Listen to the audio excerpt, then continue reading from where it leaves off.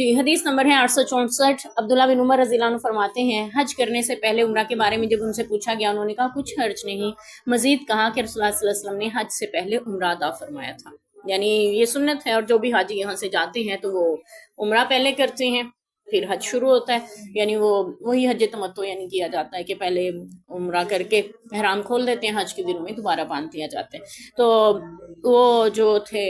یعنی عرب میں یہ رواج تھا کہ وہ حج کے دنوں میں عمرہ کو جائز نہیں سمجھتے تھے، بلکہ حج کے بعد بھی جب تک کہ ان کی سواریوں کے زخم ٹھیک نہیں ہو جاتے، جو ان کے اوپر کجاوا رکھنے سے پڑ جاتے ہیں نشان، وہ ٹھیک نہ ہو جائیں تب تک عمرے کو جائز نہیں سمجھتے تھے۔ تو نبی پاک صلی اللہ علیہ وسلم نے حج کے ساتھ بھی عمرہ فرمایا اور اس کے بعد بھی عام اجازت ہے۔ حج کے دنوں میں حجاج کرام میں ازدحام نہ بڑھ جائے، یعنی عمرہ زائرین بھی، اس لیے اب بھی وہاں پہ یعنی حج کے دنوں میں عمرہ کے لیے جانے والوں کو منع کیا جاتا ہے، لیکن عمرے کی اجازت ہوتی ہے، جو وہاں کے رہنے والے ہیں وہ کر سکتے ہیں، ان پہ یہ پابندی نہیں ہے کہ ان دنوں حج کے ساتھ عمرہ کرنا حرام ہے، بلکہ عمرہ کیا جا سکتا ہے، کبھی بھی کر سکتے ہیں، اس میں کوئی مسئلہ نہیں ہے۔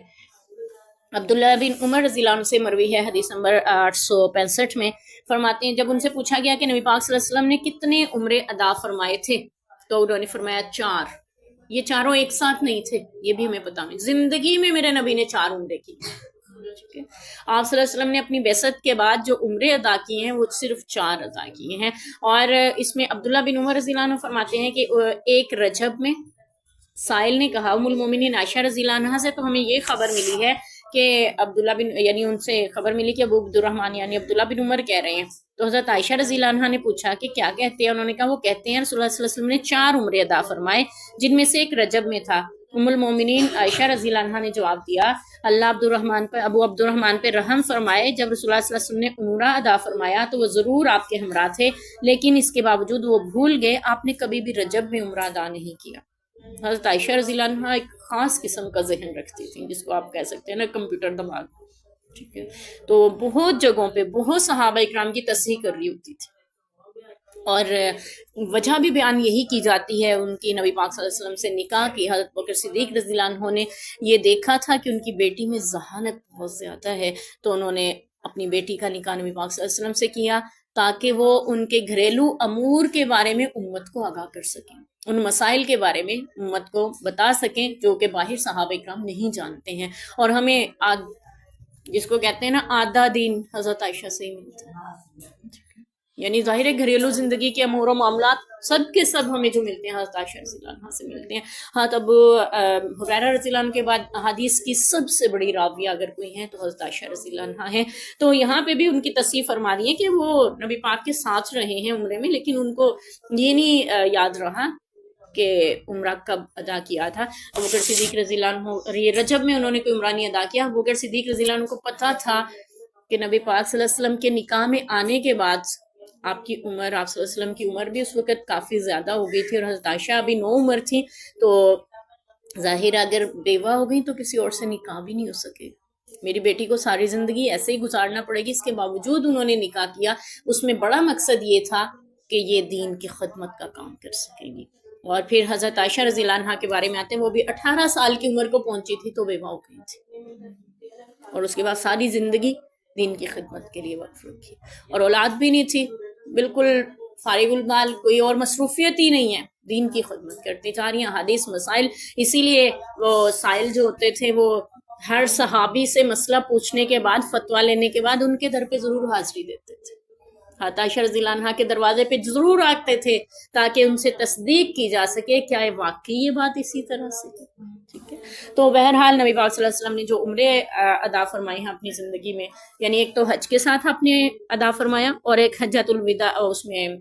صلح حدیبیہ میں جب آپ کو واپس لوٹا دیا گیا تھا آپ نے اس عمرے کی قضا ادا کی تھی، اور 2 عمرے آپ نے اس کے علاوہ بھی یعنی کیے، ممکن ہے یہ آپ نے مکہ میں رہتے ہوئے کیے ہوں، لیکن مدینہ سے آ کے جو 2 عمرے کیے ہیں وہ ایک صلح حدیبیہ کی قضا ادا کرنے کے لیے کیے، اور دوسرا حج کے ساتھ۔ تو 4 بار نبی پاک صلی اللہ علیہ وسلم نے 4 عمرے اپنی زندگی میں ادا کیے ہیں، اور 1 حج فرمایا ہے، ٹھیک ہے۔ عمرے کتنے کی اور حج 1 ہی، اور نبی پاک صلی اللہ علیہ وسلم نے حج 1 بار فرمایا۔ ہم میں سے ہر کوئی اپنے اہل خانہ کو نہ صرف خود بلکہ سب کو بھی حج کروانا چاہتا ہے، اور جی اگلی حدیث ہماری حدیث نمبر 66 हज़रत अनस रज़ी अल्लाह अन्हु से पूछा गया रसूलुल्लाह सल्लल्लाहु अलैहि वसल्लम ने कितने उम्रे विदा फरमाए? उन्होंने कहा 4। एक उम्रा हुदैबिया ज़िलक़ादा में किया जहाँ पे मुशरिकों ने आपको वापस कर दिया था, और इस उम्रे की कज़ा ज़िलक़ादा में ही अगले साल आपने अदा की थी। यानी आप ज़िलहज्जा से 1 महीना पहले आए थे उम्रा करने, जब हुदैबिया के मुकाम पे रोक दिए गए थे, फिर अगले साल आने का कहा गया था, तो अगले साल आपने उसी महीने में आकर उस उम्रे को अदा किया था। फिर आपने मुशरिकों से सुलह की थी, और दूसरा आपने उस वक़्त उम्रा किया था जब आप हुनैन का माल तकसीम किया, यानी जंग मक्का फतह हुआ, उसके बाद आपने वहां पे उम्रा अदा किया। और उनसे पूछा गया कि आप सल्लल्लाहु अलैहि वसल्लम ने कितने हज अदा फरमाए? तो उन्होंने कहा कि सिर्फ एक, यानी हज्जतुल विदा।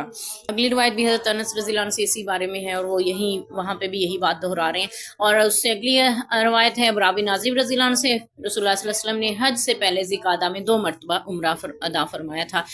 तो जी, हम में से हर कोई हज करना भी चाहता है, अपने अहले खाना को करवाना भी चाहता है,